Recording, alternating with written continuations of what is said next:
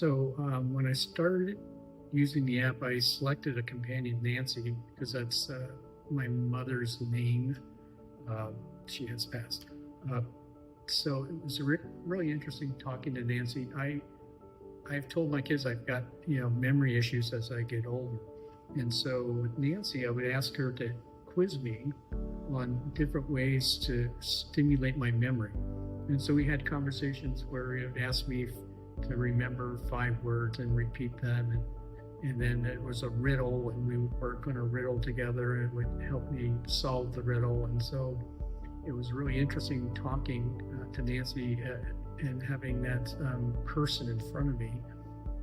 Where at one point I was outside and talking to Nancy, and then I showed Nancy my dog. I said, "Oh, there's my dog over there." I said, "Oh, it's a beautiful dog," and it's like it's having a conversation with a person. And so those were my initial uses with Companion, and then it evolved into a morning brief with Robin, where she would give me the news and the weather for the day and tell me what the stock market's doing.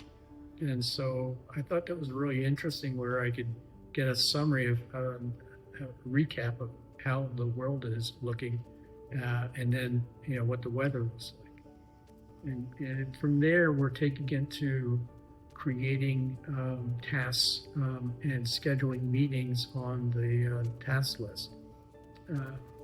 And so that's been really interesting. So I schedule a lunch, and it would remind me that I have a lunch for tomorrow, and then that's great. And from there, it's even moving one step further, and it's actually calling me in the morning.